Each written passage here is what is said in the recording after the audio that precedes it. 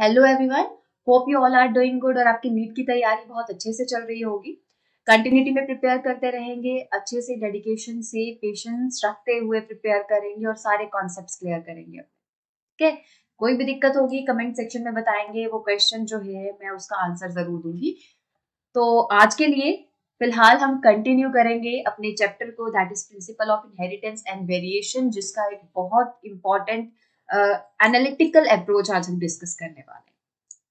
तो अभी तक हमने क्या क्या डिस्कस किया? हमने मेंडेलियन जेनेटिक्स के बारे में, मेंडल लॉस के बारे में, उनके एक्सेप्शंस के बारे में, उसके बाद नॉन मेंडेलियन जेनेटिक्स के बारे में डिस्कस किया और हमने क्रोमोसोमल और मेंडेलियन डिसऑर्डर्स भी डिस्कस किए थे इस चैप्टर में। लास्ट सेशन में हमने डिसऑर्डर्स कंप्लीट किए हैं अलोंग विद म्यूटेशन। तो पेडिग्री एनालिसिस में हम क्या करने वाले हैं? पेडिग्री एनालिसिस में हम सारी चीजें जोड़ने वाले हैं। हम क्या करेंगे? हम इस सेशन में ट्रेड्स के ट्रांसमिशन को एनालाइज करेंगे, यानी कि ट्रेड्स किस तरीके से ट्रांसमिट होते हैं जनरेशन बाय जनरेशन, उसी पैटर्न को हम समझने वाले हैं। तो ट्रेड ट्रांसमिशन डिस्कस करेंगे। लेकिन ट्रेड के ट्रांसमिशन ठीक है, बहुत अच्छी बात है, पेरेंट्स से ऑफस्प्रिंग में कैरेक्टर्स ट्रांसमिट हो रहे हैं, लेकिन दिक्कत तब आती है जब हमारे पास कोई डिजीज ट्रांसमिट होती है। तो हम कभी नहीं चाहेंगे कि अगर पेरेंट अनहेल्दी है, डिजीज्ड है, तो वो डिजीज उनके ऑफस्प्रिंग्स में भी जाए। तो इसीलिए पेडिग्री एनालिसिस वहां पे बहुत हेल्प करता है ट्रेड की ट्रांसमिशन को स्टडी करने में। ट्रेड्स की फॉर्म में हम डिजीज के ट्रांसमिशन को, यानी कि जेनेटिक डिजीज के ट्रांसमिशन को एनालाइज कर पाते हैं। तो वो कैसे किया जाता है? वो ऐसे कि यहाँ पे ट्रेड ट्रांसमिशन तो किया स्टडी किया जाता है, लेकिन वो ट्रेड ट्रांसमिशन फैमिली जनरेशन में देखा जाता है कि फैमिली में जनरेशन बाय जनरेशन कोई डिजीज किस तरीके से ट्रांसमिट हो रही है, पैटर्न क्या है, मेल से फीमेल में जा रही है, फीमेल से मेल में जा रही है, किस तरीके से पैटर्न है, या फिर कोई रैंडम पैटर्न, कोई भी नई चीज जो आप उस डिजीज में, उसके पैटर्न में आप एनालाइज कर पाओ और उससे कंक्लूजन निकाल पाओ कि डिजीज का नेचर क्या है, वो फ्यूचर जनरेशन में आएगी या नहीं आएगी। ठीक है, तो फैमिली में जनरेशन बाय जनरेशन ट्रेड के ट्रांसमिशन को स्टडी किया जाता है। तो उसके लिए जरूरी है कि हमें फैमिली की हिस्ट्री पता चले, यानी कि फैमिली में किस किस को डिजीज थी और अल्टीमेटली फैमिली में उनमें डिजीज का कैसा नेचर रहा, उन्होंने अल्टीमेटली अपने कौन से ऑफस्प्रिंग को डिजीज ट्रांसमिट करी। तो हमें क्या करना है पेडिग्री एनालिसिस के दौरान? ट्रेड्स के ट्रांसमिशन को स्टडी करना है फैमिली की जनरेशन में। जनरेशन बाय जितनी ज्यादा जनरेशन हमें पता होंगी उतना ज्यादा एफिशिएंट हमें डाटा मिलेगा। ठीक है, ऊपर से हमें उसके लिए फैमिली की हिस्ट्री चाहिए। तो फैमिली की हिस्ट्री जानते हैं, उसमें ट्रेड के ट्रांसमिशन को स्टडी करते हैं जनरेशन बाय जनरेशन। तो ये चीजों का ध्यान रखना है हमें, ठीक है, पेडिग्री एनालिसिस के दौरान। तो पेडिग्री एनालिसिस में क्या किया जाता है? हम डायरेक्टली बात नहीं करते। हम क्या करते हैं, मेल और फीमेल नहीं लिखते या उनके नाम नहीं लिखते जनरेशन में कि किसका क्या नाम था। हम क्या करते हैं, सिंबल्स यूज करते हैं। लेकिन उन सिंबल्स को जानने से पहले कुछ छोटे छोटे कॉन्सेप्ट्स हैं जो मैं डिस्कस करूंगी, फिर मैं आगे बढ़ूंगी इन सिंबल्स पे कि कौन कौन से सिंबल्स यूज किए जाते हैं पेडिग्री एनालिसिस क्या चार्ट फॉर्म करने के लिए, चार्ट को फ्रेम करने के लिए क्या क्या सिंबल्स है। ठीक है, सो पहले बात करते हैं कुछ कॉन्सेप्ट्स के बारे में। तो सबसे पहले हम बात करेंगे यहाँ पे जीन्स के बारे में। तो इनहेरिटेंस के दौरान हमने बात की कि इनहेरिटेंस जो है वो है एक process of transmission of genes. Genes जो है वो क्या करते हैं? ट्रेड्स को एक्सप्रेस करते हैं, यानी कि कैरेक्टर्स को एक्सप्रेस करते हैं। तो एक ऑर्गेनिज्म में कैरेक्टर्स जीन की हेल्प से एक्सप्रेस हो रहे हैं, क्योंकि जीन के पास वो इंफॉर्मेशन है जो एक कैरेक्टर को एक्सप्रेस करने के लिए जरूरी है। लेकिन ये जीन जो है वो अगर पेरेंट में एक ऑर्गेनिज्म में एक्सप्रेस कर रहे हैं, तो उस ऑर्गेनिज्म से वो उसके ऑफस्प्रिंग में भी जाएंगे with the help of gametes, है ना, ऑफस्प्रिंग में भी जाएंगे। तो पेरेंट से ये इंफॉर्मेशन, ये ट्रेट्स की इंफॉर्मेशन जो है ऑफस्प्रिंग में जाती है। लेकिन दिक्कत तब आती है जब हमारे पास ये जीन डिफेक्टिव हो जाता है।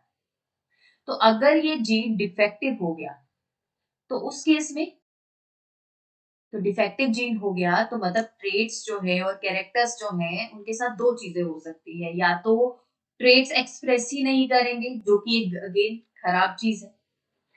या दूसरी चीज, ट्रेड्स जो है उनमें फॉल्ट आ जाएगा, यानी कि उनमें डिफेक्ट आ जाएगा। तो ये दोनों ही चीज नहीं चाहिए, दोनों ही चीज बॉडी के लिए खराब है। तो ऐसी कंडीशन को कहा जाता है जेनेटिक डिजीज। अब ये डिफेक्टिव जीन किस वजह से हो सकता है, क्या क्या रीजन हो सकते हैं? डिफेक्टिव जीन के केस में हमने बात की थी, it may be due to mutation, यानी कि सडन चेंजेस होती है किसी भी म्यूटाजेन की हेल्प से, है ना। कोई केमिकल हो सकता है, कोई रेडिएशन हो सकती है। उसके बाद डीएनए रेप्लिकेशन, यानी कि डीएनए कॉपी जब हो रहा है, डीएनए कॉपी जब हो रहा है, उस रेप्लिकेशन के दौरान अगर कोई एरर आ गया, वैसे तो हमारी बॉडी में रेप्लिकेशन के दौरान बहुत सारे ऐसे एंजाइम्स होते हैं जो प्रूफ रीडिंग करते हैं, डीएनए में कोई कॉपी के दौरान कोई एरर नहीं आने देते। बट किसी भी रीजन की वजह से डीएनए रेप्लिकेशन में एरर आ गया या म्यूटेशन हो गई, तो जेनेटिक डिजीज कॉज हो सकती है।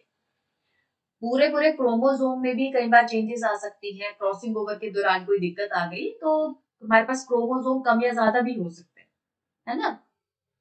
बट अगर एक सिंगल जीन की बात करें तो म्यूटेशन या डीएनए रेप्लिकेशन में एरर की वजह से ये दिक्कत आ सकती है। तो इस केस में क्या होगा, ट्रेट्स जो है वो डिफेक्टिव आएंगे, यानी कि जेनेटिक डिसऑर्डर हो जाएगा और ऑर्गेनिज्म में डिफेक्ट दिखेगा। लेकिन एक चीज हमें कंसीडर करने की जरूरत है कि अगर हम पेरेंट्स से ऑफस्प्रिंग में ट्रांसमिशन डिस्कस कर रहे हैं, तो उस केस में हमें ये चीज ध्यान रखना पड़ेगा कि ह्यूमन के केस में सेक्सुअल मोड ऑफ रिप्रोडक्शन होता है। सेक्सुअल मोड ऑफ रिप्रोडक्शन होगा, यानी कि मेल और फीमेल दोनों कंट्रीब्यूट करते हैं अपने गैमीट्स को। लेट्स से अगर कोई एक पर्सन या लेट्स से मेल जो है वो डिफेक्टिव जीन कैरी कर रहा है, तो हमें इस चीज का ध्यान रखना है कि वो डिफेक्टिव जीन ट्रांसमिट होने के क्या पैटर्न है। तो ये भी चांसेस हो सकते हैं कि जो ऑफस्प्रिंग प्रोड्यूस होगा, चाहे मेल हो फीमेल हो, वो हेल्दी भी हो सकता है। क्यों? क्योंकि सारे के सारे जीन्स और सारे के सारे अलील्स ऑफस्प्रिंग में एक पेरेंट से नहीं आ रहे हैं, दूसरे पेरेंट से भी आ रहे हैं। तो उस केस में हमें ध्यान रखना है कि ऑफस्प्रिंग हेल्दी भी हो सकता है। तो पेडिग्री एनालिसिस में हम यही चीज करने की कोशिश करते हैं। हम चेक करते हैं कि ये जो डिफेक्टिव जीन है जो यहाँ पे एक पेरेंट के साथ जुड़ा है, उसकी ट्रांसमिशन किस तरीके से हो रहा है, क्या पैटर्न फॉलो कर रहा है, किस क्रोमोसोम के साथ जुड़ा है, डोमिनेंट है या रिसेसिव है। तो ये सारी चीजें जब हम चेक करते हैं, और वो चेक करने के लिए हमें जाननी पड़ती है फैमिली हिस्ट्री। फैमिली हिस्ट्री हम क्या करेंगे, हम एक जनरेशन चेक करेंगे, हम चेक करेंगे कि उस जनरेशन से नेक्स्ट जनरेशन में कौन कौन से ऑफस्प्रिंग इफेक्ट हुए, और इफेक्ट हुए तो उससे नेक्स्ट जनरेशन में क्या क्या पैटर्न रहा ट्रांसमिशन का। तो हम फिगर आउट करते हैं इस तरीके से कि क्या क्या चीजें हो रही है, यानी कि हम क्या क्या फिगर आउट करेंगे। हम पहले चेक करते हैं कि ट्रांसमिशन पैटर्न क्या है, ट्रांसमिशन पैटर्न क्या है, और कौन कौन से ऑफस्प्रिंग इफेक्ट हो रहे हैं। यानी कि मेल चाइल्ड इफेक्ट हो रहा है या फीमेल चाइल्ड इफेक्ट हो रहा है। तो हम ये सारे केसेस को एनालाइज करेंगे। हमें पहले तो जानना है कि ट्रांसमिशन पैटर्न क्या है, दूसरा हम ये जानेंगे कि मेल चाइल्ड इफेक्ट हो रहा है या फीमेल चाइल्ड इफेक्ट हो रहा है।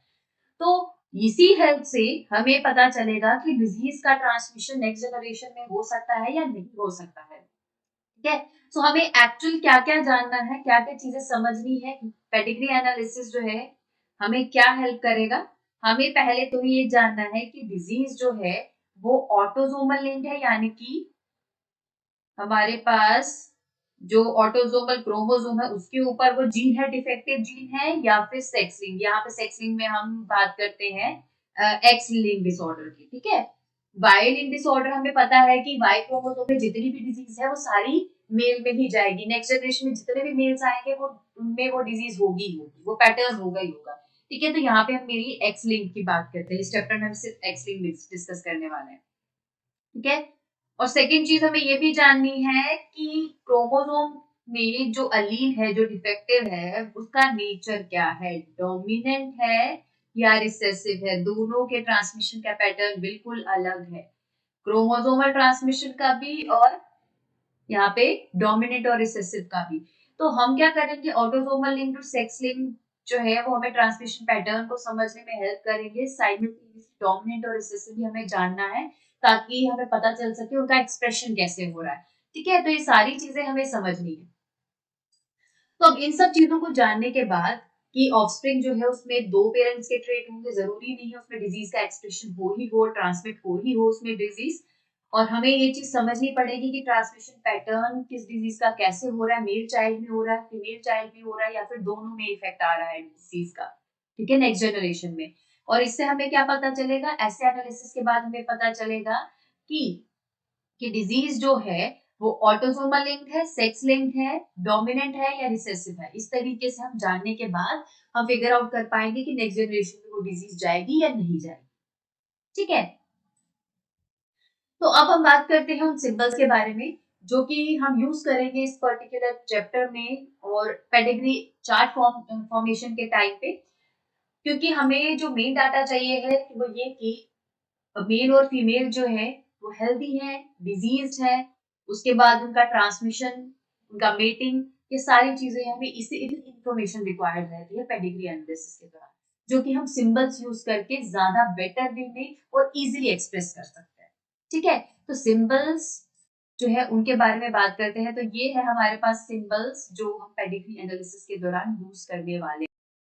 तो ये सिंबल्स जो है उनमें से ये जो बॉक्स आपको दिख रहा है ये रिप्रेजेंट करता है मेल को, ये सर्कल फीमेल को, और ये टेट्रागन ये उन लोगों के लिए है जिनके सेक्स और जेंडर जो है अनस्पेसिफाइड है, मेंशन नहीं है, जिनके बारे में डाटा हमें नहीं पता, नहीं मिला है। ठीक है, बट यहाँ पे देखो ये तीनों सिंबल्स जो है वो शेडेड नहीं है, तो ये रिप्रेजेंट कर रहे हैं कि हमारे पास ये हेल्दी पर्सन है, यानी कि ये डिजीज्ड नहीं है, इनमें कोई जेनेटिक डिजीज नहीं है जिसके बारे में हम स्टडी कर रहे हैं।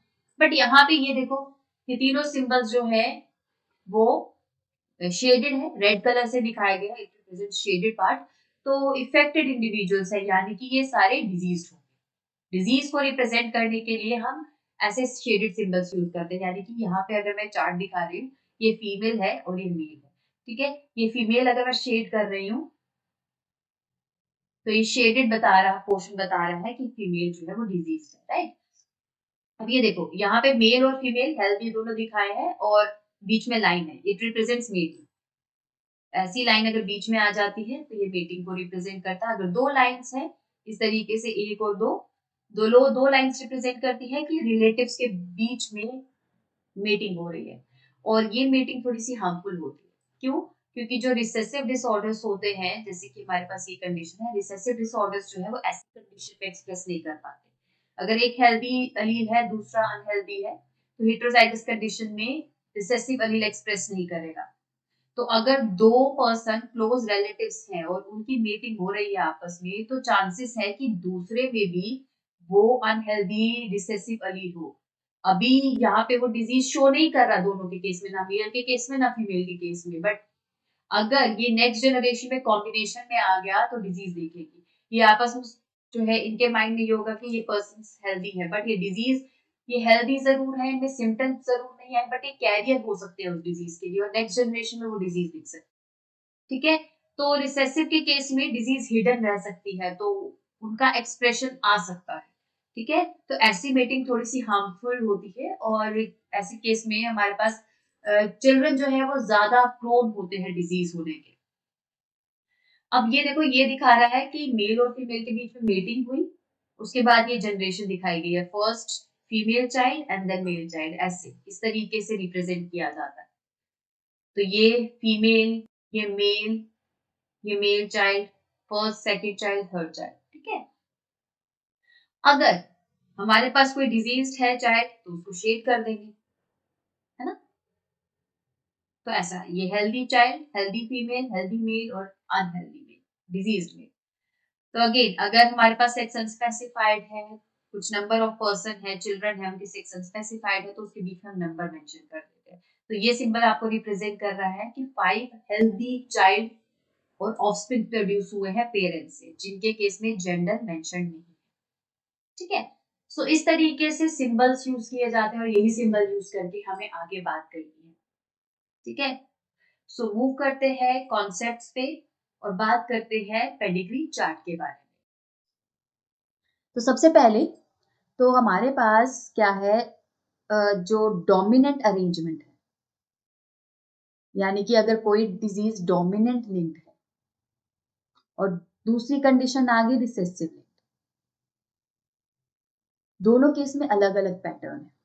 पहले तो डोमिनेंट तो भी एक्सप्रेस कर जाएगा जब वो होमोजाइगस अरेंजमेंट में, अगर वो सिंगल कोई अलील भी अफेक्टेड है तो एक्सप्रेशन हो जाएगा, यानी कि ये केस भी एक्सप्रेस करेगा और ये केस भी एक्सप्रेस करेगा। बट रिसेसिव के केस में हमारे पास एक्सप्रेशन तभी आएगा जब ऐसा केस होगा। इस केस में रिसेसिव एक्सप्रेस नहीं करेगा, यानी कि दोनों अलील्स इन्फेक्टेड और डिजीज्ड होने चाहिए तो ही एक्सप्रेशन आएगा।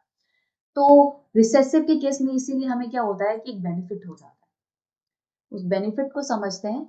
ठीक है, पहले तो क्या रहेगा, एक पेडिग्री चार्ट बनाते हैं। लेट्स से ये आ गया फीमेल और ये मेल, ठीक है, इनके बीच में मीटिंग हो रही है, दोनों हेल्दी, राइट।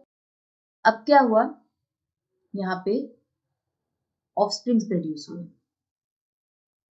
फीमेल आपको हेल्दी दिख रही है, ठीक है। अब क्या होगा, जनरेशन में हमारे पास 4 ऑफस्प्रिंग्स आए, फीमेल, सेकंड मेल हुआ, थर्ड भी मेल था और फोर्थ फीमेल।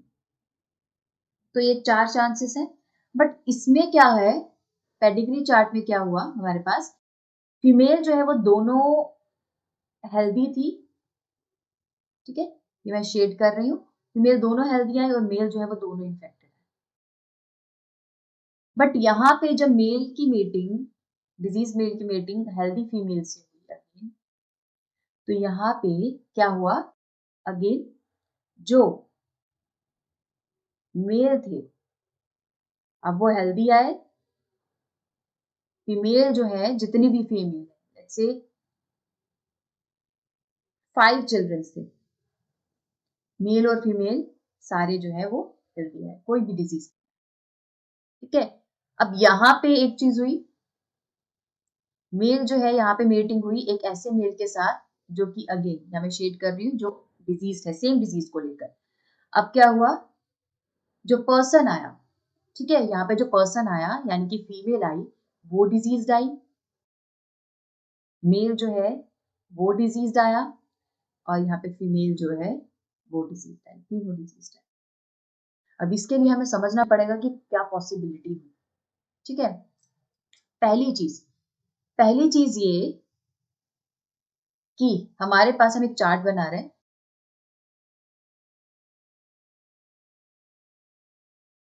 अब इस चार्ट में क्या है, इसमें क्या पॉसिबिलिटी है, पहले तो मेल और फीमेल दोनों जो है वो इन्फेक्टेड नहीं है, ठीक है, यानी कि डिजीज छुपी हुई है, क्योंकि नेक्स्ट जनरेशन में डिजीज आ गई, हमारे पास ये फीमेल, ये मेल, ये मेल और ये फीमेल, ये 4 पर्सन थे, इनमें से मेल्स में डिजीज आई, ठीक है। तो यहाँ पे हम ये देख सकते हैं कि यहाँ पे इस जनरेशन में ये डिजीज छुपी हुई है, हिडन है, बट यहाँ पे दिख रही है। अब दिखने के चांसेस में क्या हुआ, हम यहाँ पे एक बार चार्ट डिस्कस करते हैं। तो लेट्स से हमारे पास हम इसको अभी एक्स लिंक्ड सोच के चलते हैं, यानी कि अभी हम सिर्फ डोमिनेंट और रिसेसिव की बात कर रहे हैं, ठीक है। तो हमने क्या लिया, यहाँ पे फीमेल जो है वो हेल्दी दिख रही है, मेल जो है वो हेल्दी दिख रहा है, ठीक है। तो इस कंडीशन में हमें फिगर आउट करना है कि डिजीज आई है। लेट्स से अब हम क्या करेंगे, यहाँ पे फीमेल के एक्स को इन्फेक्टेड बता देंगे।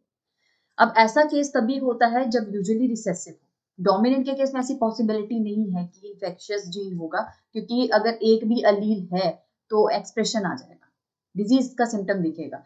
बट यहाँ पे क्या है, डिजीज नहीं दिख रही है, तो मतलब यहाँ पे कोई ऐसा अरेंजमेंट है, रिसेसिव के केस में ये अरेंजमेंट पॉसिबल नहीं होता, ऐसे के केस में डिजीज नहीं दिखती, तो डेफिनेटली रिसेसिव अरेंजमेंट हो सकता है। तो हमने फीमेल को क्या दे दिया, उसके एक्स क्रोमोसोम पे एक डिफेक्टिव अलील दे दिया, ठीक है। तो ये पॉसिबिलिटी हम चेक कर रहे हैं क्योंकि हमें लग रहा है कि ये रिसेसिव अरेंजमेंट है। तो हमने देखा यहाँ पे ये फीमेल आई अगेन कैरियर, क्योंकि ये भी फीमेल कैरियर थी, है ना, तो इसमें डिजीज नहीं दिख रही थी, तो यहाँ पे फीमेल अगेन ये हेल्दी है। अब ये आ गया मेल ये डिजीज्ड और ये हेल्दी मेल। तो अब ये चार्ट जो है ऐसा नहीं है कि 4 पर्सन है, एक हेल्दी होना चाहिए, एक कैरियर होना चाहिए, दूसरा मेल डिजीज होना चाहिए, फोर्थ मेल जो है वो हेल्दी होना चाहिए, ये पॉसिबिलिटी नहीं है। इसके केस में हम क्या करते हैं, हर एक ऑफस्प्रिंग जब बर्थ लेने वाला होता है तो उनमें से चारों में से कोई एक चांस हो सकता है। हर एक ही बच्चे के लिए ये 4 पॉसिबिलिटीज है, ठीक है। 4 लोगों के लिए 4 पॉसिबिलिटीज नहीं है, एक ही ऑफस्प्रिंग के लिए 4 पॉसिबिलिटीज है, इनमें से कुछ भी हो सकता है, या तो फीमेल हो सकती है या तो मेल हो सकता है, जिसमें से एक अगर फीमेल हुई तो या तो कैरियर होगी या तो डिजीज नहीं होगी, अगर मेल होगा या तो डिजीज होगा या तो हेल्दी होगा। तो इन केस में क्या हुआ होगा, फीमेल जो है इनमें से ये वाली कैरियर हो सकती है क्योंकि यहाँ पे डिजीज आई नेक्स्ट जनरेशन। अब आप बोलो मेल से भी आई हो सकती है, इस पॉइंट को भी हम कंसीडर करेंगे। तो यहाँ पे फीमेल या तो हेल्दी हो सकती है या कैरियर हो सकती है अकॉर्डिंग टू चार्ट, यहाँ पे भी फीमेल हेल्दी या कैरियर हो सकती है। तो इस केस में हमें आगे कुछ पता नहीं है, नेक्स्ट जनरेशन नहीं पता, ठीक है। इन दोनों के केस में, इसमें और इस केस में हमें जनरेशन पता है, थर्ड जनरेशन, तो हम यहाँ पे फिगर आउट कर सकते हैं, बट इस केस में और इस केस में हमें डेड एंड मिल रहा है, ठीक है, तो यहाँ पे हम बात नहीं कर सकते। तो अब क्या हुआ होगा, या तो फीमेल यहाँ पे कैरियर रही होगी या तो हेल्दी रही होगी, ठीक है। ये मेल डिजीज है, ये मेल डिजीज है। अब यहाँ पे फीमेल हेल्दी या कैरियर रही होगी, ठीक है, तो यहाँ पे तो अभी हेल्दी का साइन दिख रहा है हमें, ये भी फिगर आउट करेंगे, और ये फीमेल जो है वो भी हेल्दी या कैरियर, ठीक है। तो ये तो हो गया हमारे पास मेल और फीमेल की पॉसिबिलिटी हमने फिगर आउट कर ली, तो दोनों मेल के केस में ये अरेंजमेंट आया।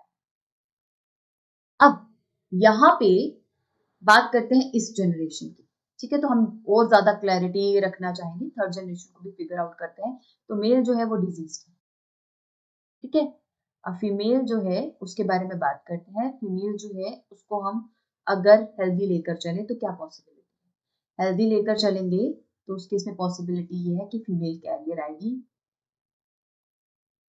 ऑलवेज, बट यहाँ पे तो दोनों केस आपको फीमेल इन्फेक्टेड के दिख रहे हैं, तो डेफिनेटली यहाँ पे हो सकता है फीमेल कैरियर हो और मेल अनहेल्दी है, तो आगे डिजीज रिसेसिव एलील ने एक्सप्रेस कर लिया, तो ऐसी पॉसिबिलिटी रही होगी, और मेल के केस में ये डिजीज्ड और ये हेल्दी मेल, ठीक है। तो मेल के केस में अगर मेल होता है तो 50% चांसेस है कि वो हेल्दी हो, बट यहाँ पे डेफिनेटली मेल के केस में ये अरेंजमेंट आया होगा जिसकी वजह से मेल अनहेल्दी है। तो रिसेसिव के केस में ये हो गया। अब ये वाली पॉसिबिलिटी भी देख लें, यानी कि इस जनरेशन के बारे में ये वाला केस, इस केस में क्या हुआ है, एक्स नॉट वाई, मेल तो इन्फेक्टेड है ही, है ना। फीमेल की बात करें अगर फीमेल हेल्दी है, लेट्स से फीमेल आ गई कैरियर, मेल आ गया हेल्दी, अगेन फीमेल आ गई कैरियर, यहाँ पे ये वाली फीमेल इन्फेक्टेड है, मेल आ गया हेल्दी, ठीक है। तो ये आ गए यहाँ पे फीमेल कैरियर होगी हमेशा और मेल हमेशा हेल्दी होगा, तो यहाँ पे कहीं पे भी डिजीज नहीं दिख रही, तो डेफिनेटली फीमेल यहाँ पे हेल्दी ही रही। अगर फीमेल कैरियर होती तो फीमेल में डिजीज आने के चांसेस थे, ठीक है, फीमेल में डिजीज आने के चांसेस थे, एटलीस्ट 25% चांसेस थे कि कैरियर जो है डिजीज फीमेल है, ठीक है। और अगर फीमेल को ही सिर्फ कंसीडर करें तो 50% चांसेस है कि फीमेल जो है वो इन्फेक्टेड होगी, बट यहाँ पे पॉसिबिलिटी ये हो सकती है कि फीमेल जो है वो हेल्दी ही रहेगी। तो यहाँ पे आप रिसेसिव में देख पा रहे हो जनरेशन जो है वो यहाँ पे स्किप रहा, इस जनरेशन में कहीं पे भी डिजीज नहीं थी, बट नेक्स्ट जनरेशन में आई।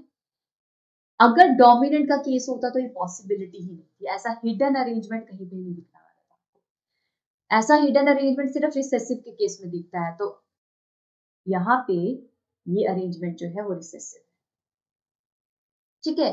सो ये पॉसिबिलिटी है, तो यहाँ पे आपको क्लैरिटी रखनी है। चार्ट को पहचानने का सबसे पहला तरीका ये है कि रिसेसिव के केस में आपको जनरेशन स्किप्स देखने को मिल सकते हैं, डोमिनेंट के केस में ऐसा नहीं मिलेगा, क्योंकि डोमिनेंट के केस में एक सिंगल एलील भी इन्फेक्टेड होगा, चाहे वो ऑटोसोमल क्रोमोसोम के साथ जुड़ा हो या फिर एक्स लिंक्ड क्रोमोसोम हो। उनके केस में अगर डिफेक्टिव एलील है तो एक्सप्रेशन आएगा ही आएगा, तो आपको कोई भी जनरेशन स्किप नहीं दिखेगी, ठीक है।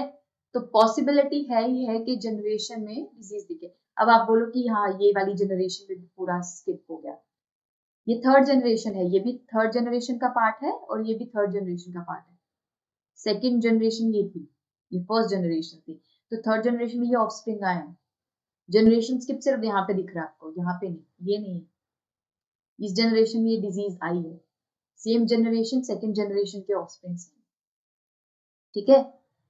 तो इस केस में आपको ये चीजें कंसीडर करनी है, ध्यान रखना है, ठीक है, कि कहाँ पे जनरेशन स्किप हो रहा है, कहाँ नहीं हो रहा है। डोमिनेंट के केस में सबसे ज्यादा ये दिक्कत करेगा, ठीक है। तो आपको पहचानना है, आपको पॉसिबिलिटी चेक करनी है। ऐसा नहीं है कि डोमिनेंट के केस में आपको 100% केस होगा कि ऑफस्प्रिंग दिखेगा ही दिखेगा इन्फेक्टेड, उसके केस में भी डिफरेंट कॉम्बिनेशन हो सकते हैं, ठीक है। तो उन चीजों को ध्यान रखना है कि आप कहाँ पे किस चीज को किस तरीके से अप्लाई करो।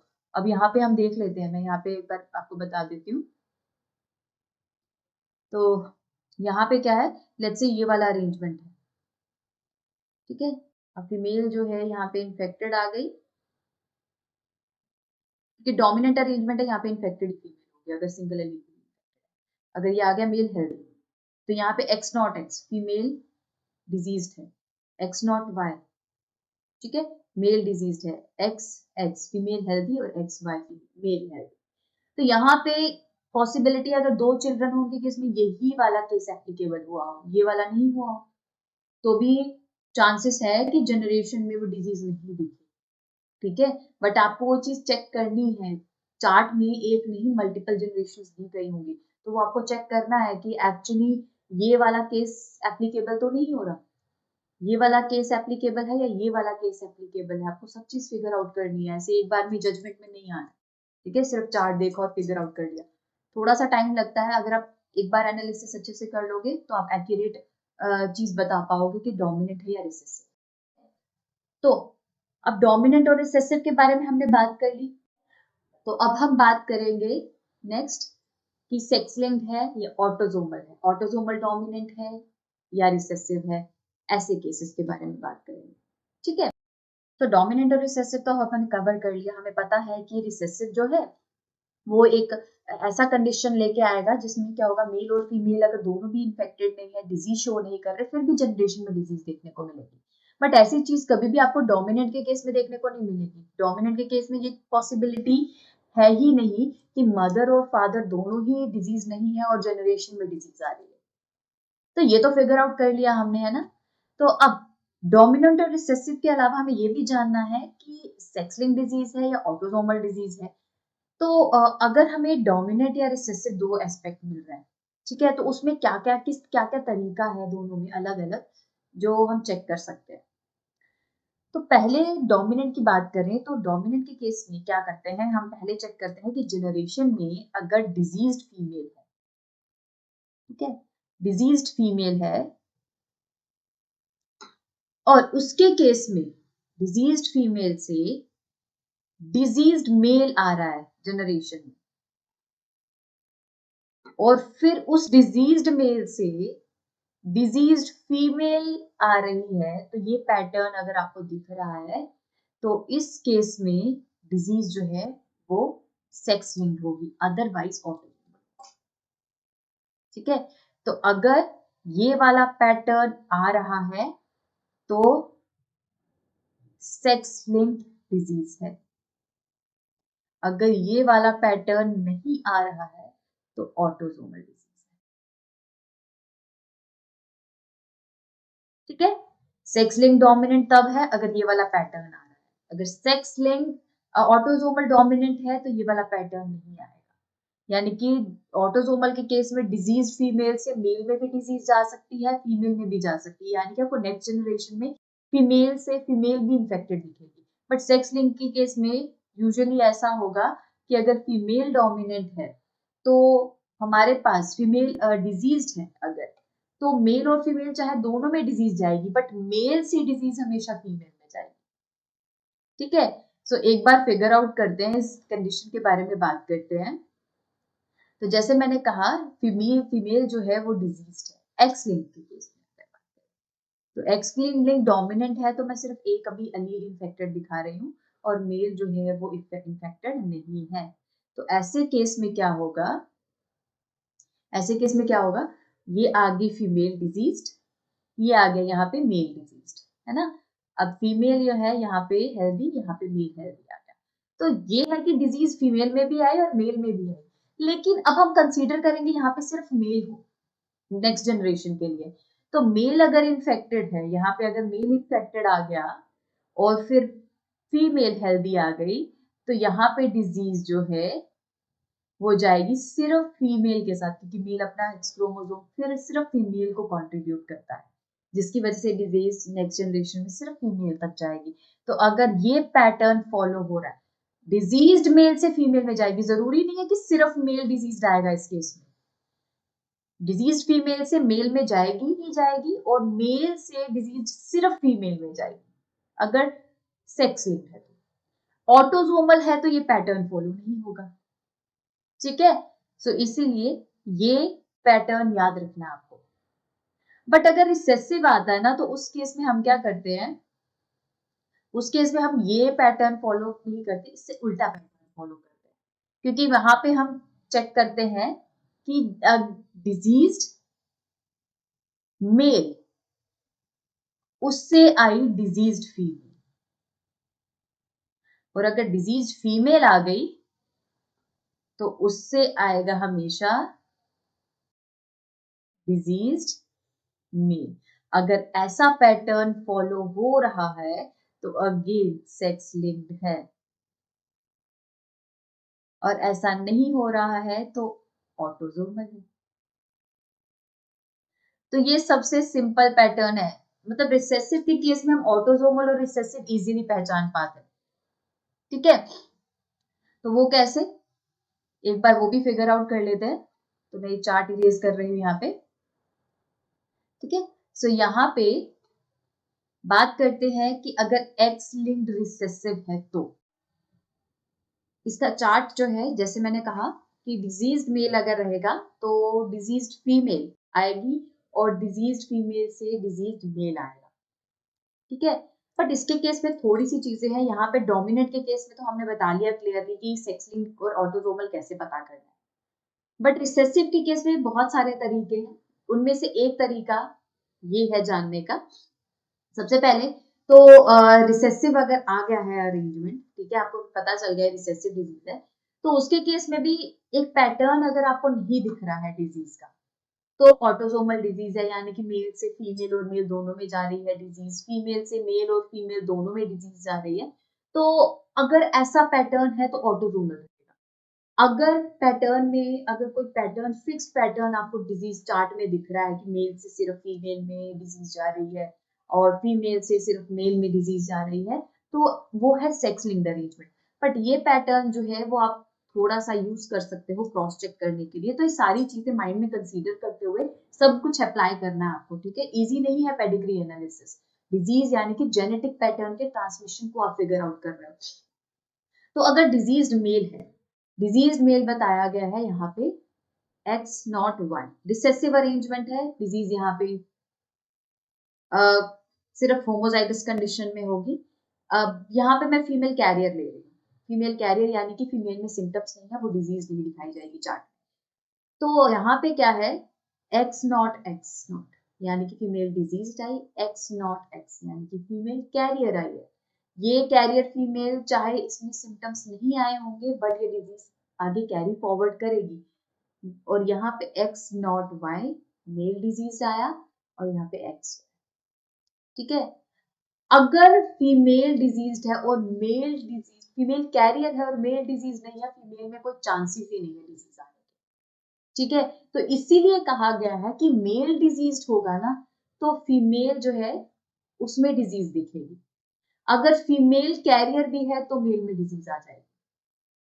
जैसे कि अब इसमें चार्ट बना के दिखाऊं यहाँ पे मैं, अगर फीमेल यहाँ पे हेल्दी दिख रही है और मेल जो है क्या है वो हेल्दी दिख रहा है, तो यहाँ पे क्या रहेगा, चांसेस है कि फीमेल सिर्फ हेल्दी आए और मेल डिजीज्ड आए।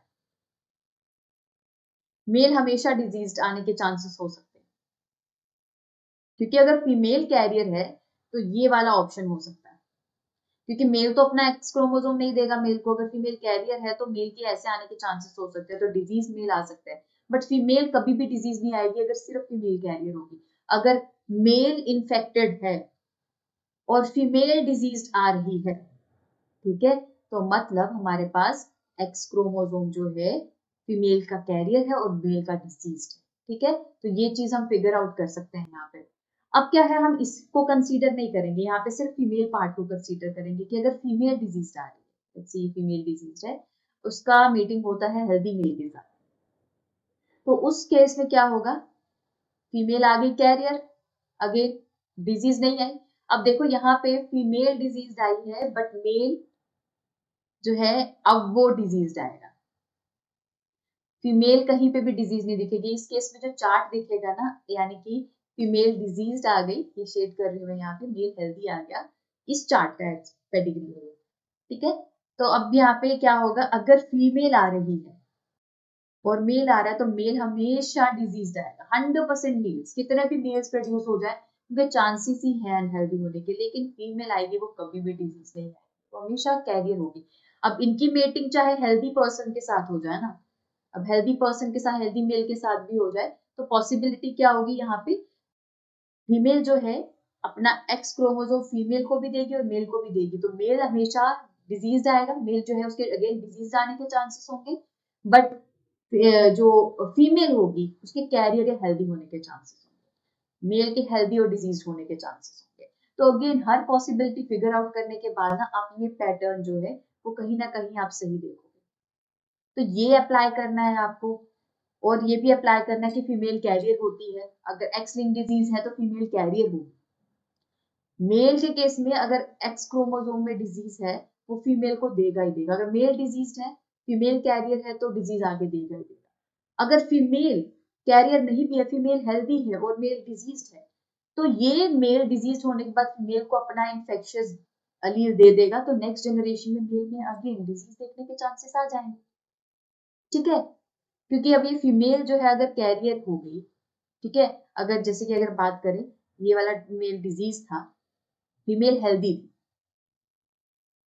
हर पॉसिबिलिटी देख लेते हैं, फीमेल हेल्दी थी, तो मेल ने क्या किया, अपना जो अलील है हर फीमेल को दे दिया, इन्फेक्टेड अलील, मेल को तो दे नहीं पाया, फीमेल को दे दिया। अब ये फीमेल नेक्स्ट जनरेशन में कोई ना कोई मेल ऐसा प्रोड्यूस करेगी जो कि इन्फेक्टेड और डिजीज होगा, डिजीज दिखना शुरू हो जाएगी। इस जनरेशन में चाहे नहीं दिखे कहीं पे भी, फीमेल कैरियर दोनों मेल हेल्दी, जनरेशन स्किप हो जाएगी, बट नेक्स्ट जनरेशन में फिर डिजीज आएगी, लेकिन डिजीज किस में आएगी, यूजुअली मेल में, क्योंकि अगर ये अपना इन्फेक्टेड अलील फीमेल जो है अपना इन्फेक्टेड एक्स क्रोमोसोम अगर फीमेल को देती भी है, नेक्स्ट जनरेशन फिर कैरियर बन जाएगी, डिजीज नहीं जाएगी।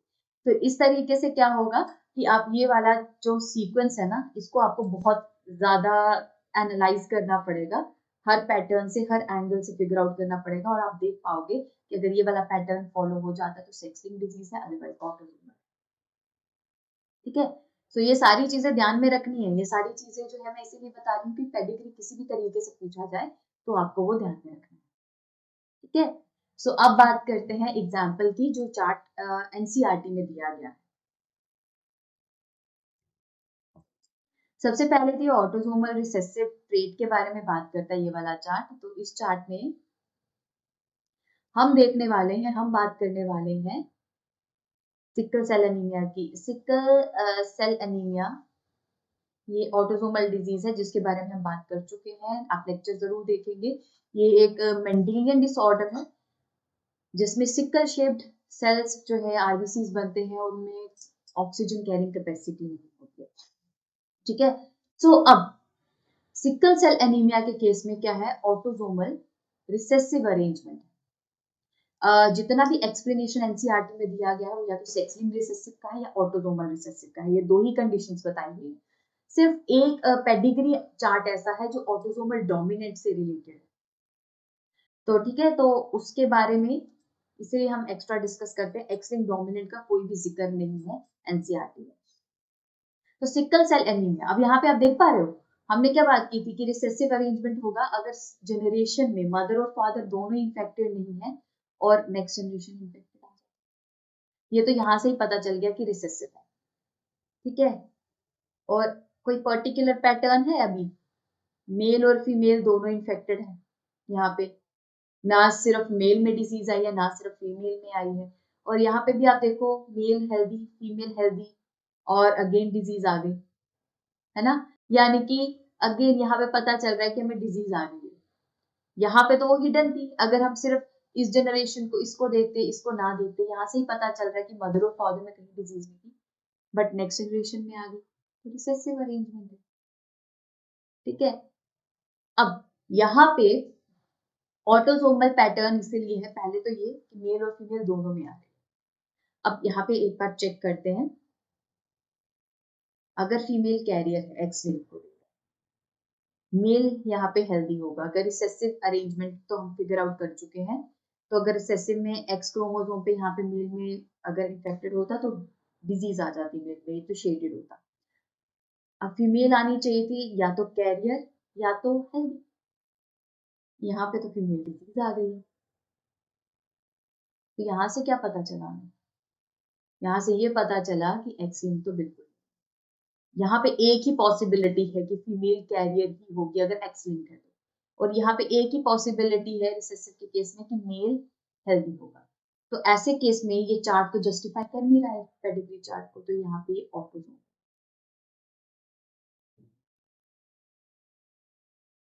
ठीक है, सो अब बात करते हैं नेक्स्ट चार्ट की, थोड़ा सा डिफिकल्ट है क्योंकि ऑटोसोमल डोमिनेंट आ गया यहाँ पे। तो इसकी एग्जाम्पल जो दी गई है वो है मायोटोनिक डिस्ट्रॉफी। एनसीईआरटी बताता है कि मायोटोनिक डिस्ट्रॉफी, जिसमें डिस्ट्रोफिन प्रोटीन ऑफ मसल जो कॉन्ट्रैक्शन में हेल्प करता है, वो प्रोटीन जो है वो इफेक्टेड होता है, जिसकी वजह से मसल कॉन्ट्रैक्शन और अल्टीमेटली मूवमेंट में दिक्कत आती है। तो यहाँ पे ये ट्रेट जो है, ये डिजीज जो है वो ऑटोसोमल लिंक्ड है, यानी कि ऑटोसोमल क्रोमोसोम के साथ लिंक रहेगी। तो यहाँ पे आप एक चीज देख रहे हो, 3 जनरेशन दी गई है, फर्स्ट सेकेंड और थर्ड। तीनों जनरेशन में आपको डिजीज दिख रही है, ये फर्स्ट, ये सेकेंड आ गई, 1 2 3 4 चिल्ड्रन है, इनके साथ लिंक नहीं है। ठीक है, ये चिल्ड्रन नहीं है, बस मीटिंग दिखाई गई है। ठीक है, सेकेंड जनरेशन के चिल्ड्रन के साथ मीटिंग, और ये आ गई थर्ड जनरेशन जिसमें आपको अगेन ये डिजीज दिख रहा है। तो पैटर्न जो है उसमें क्लियर है कि हमारे पास ये डोमिनेंट एस्पेक्ट हो सकता है, क्योंकि यहाँ पे देखो मेल हेल्दी फीमेल हेल्दी, कोई भी चिल्ड्रन डिजीज नहीं। यहाँ पे फीमेल डिजीज है तो नेक्स्ट चिल्ड्रन डिजीज आया। ठीक है, यहाँ पे हमें इस डिजीज से अगर एक लिंक मिल जाता तो और क्लैरिटी हो जाती है ना, तो यहाँ पे वो क्लैरिटी नहीं मिली हमें यहाँ पे, बट यहाँ से ही हम फिगर आउट कर पा रहे हैं पहले तो ये ट्रेड डोमिनेट है ना। तो बहुत इजी है यहाँ पे फिगर आउट करना, कोई भी जनरेशन स्किप नहीं हो रही है, तो ये हमारे पास डोमिनेंट ट्रेट है। और अगेन कोई पर्टिकुलर पैटर्न नहीं है, फीमेल से मेल में जा रहा है डिजीज, फीमेल में भी हो रही है ना, फीमेल से फीमेल में डिजीज हो रही है, तो यहाँ पे एक पर्टिकुलर पैटर्न नहीं। तो यहाँ से हम कहीं ना कहीं फिगर आउट कर सकते हैं कि ऑटोसोमल डोमिनेंट ट्रेट है। ठीक है, तो कुछ चार्ट जो है वो बहुत सिंपल होते हैं फिगर आउट करना, और कुछ चार्ट जो है वो डिफिकल्ट होते हैं, तो उसके लिए आपको हर एक पॉसिबिलिटी हर एंगल से चेक करनी पड़ती है। तो मैंने जो इन्फॉर्मेशन बताई वो इन्फॉर्मेशन आपको काफी हद तक हेल्प कर सकती है एनालिसिस करने में कि ट्रेट जो है वो डोमिनेंट है या रिसेसिव है। लेकिन वो याद रखना है कि आपने किस तरीके से, अगर रिसेसिव आया या डोमिनेंट आया, तो वो आपने जब चेक कर लिया तो आपको कौन सा सीक्वेंस फॉलो करना है। जैसे कि डोमिनेंट के केस में आप चेक करोगे कि पहले डोमिनेंट फीमेल है, अगर डोमिनेंट फीमेल है तो उसके केस में जो नेक्स्ट जनरेशन में मेल आ रहा है तो वो उस मेल में डिजीज है या नहीं है। ठीक है, फीमेल में है कोई दिक्कत नहीं, बट चेक करना है सिर्फ मेल को चेक किया और अल्टीमेटली फिर फीमेल पे आ गए कि फीमेल में वो डिजीज दिख रही है या नहीं दिख रही है ना। तो ऐसा पैटर्न देखना, अगर रिसेसिव आया तो सबसे पहले तो मेल को टारगेट करना है कि एक जनरेशन में मेल अगर डिजीज है तो नेक्स्ट जनरेशन में फीमेल डिजीज है या नहीं है। ठीक है, और फीमेल है या नहीं, अगर वो कैरियर भी होगी तो नेक्स्ट जनरेशन में जो मेल आया वो डिजीज आया है। तो ये सब छोटी छोटी चीजें हैं, आपको बहुत हेल्प कर सकती है। इसको थोड़ा सा दिमाग में डाल के प्रैक्टिस करके कुछ चार्ट्स को लेकर, तो आपके कॉन्सेप्ट्स क्लियर हो जाएंगे। ठीक है, तो इम्पोर्टेंट कॉन्सेप्ट है, इम्पोर्टेंट टॉपिक है, इसे जरूर पढ़ के जाएं। क्वेश्चन जो है वो आने के चांसेस होते हैं, बट इट जो क्वेश्चन आएगा वो रिलेटेड टू डिसऑर्डर्स ही आएगा। ठीक है, so this is about the pedigree analysis. तो यहाँ से हमने चैप्टर कंप्लीट किया, यानी कि principle of inheritance and variation. तो नेक्स्ट चैप्टर जो है वो हम डील करेंगे मॉलिक्यूलर बेसिस ऑफ इनहेरिटेंस। तो उससे पहले कुछ चीजें जरूर डिस्कस करेंगे, डीएनए के स्ट्रक्चर के बारे में कंप्लीटली जानेंगे, जो बायोमोलिक्यूल्स का भी पार्ट है 11th के चैप्टर का, और आपके मॉलिक्यूलर बेसिस ऑफ इनहेरिटेंस का भी पार्ट है। तो चीजें अगेन बोल रही हूँ, चीजें बार बार पढ़ने की जरूरत नहीं है। जितना डाटा अगर 2 चैप्टर्स में अलग अलग दिया गया है तो उसे लिंक करके एक ही बार पढ़ लेंगे, है ना। बस ध्यान ध्यान रखेंगे कि एक बार जो पढ़ रहे हैं ना आप, वो इतने ध्यान से पढ़ें कि आप हर एक वर्ड को याद रखें क्या लिखा जा रहा है। ठीक है, तो हर छोटी छोटी चीज का अगेन ध्यान रखना है। एनसीईआरटी रीड करें, एक ही बार अच्छे से करें, क्वेश्चन ज्यादा सॉल्व करें, प्रीवियस ईयर क्वेश्चन जरूर देखें, पेपर जरूर देखें कि क्या पैटर्न फॉलो हो रहा है। It may be your chemistry, physics, biology. Biology का वेटेज ज्यादा रहता है, जोलॉजी और बॉटनी दोनों रहेंगे। ठीक है, तो वेटेज ज्यादा रहता है, स्कोरिंग ज्यादा है, तो वो जरूर करना है। केमिस्ट्री जरूर करनी है, और फिजिक्स जो है वो भी बहुत सारी प्रैक्टिस करनी है और अच्छा सा स्कोर करना है। तो मिलते हैं नेक्स्ट सेशन में।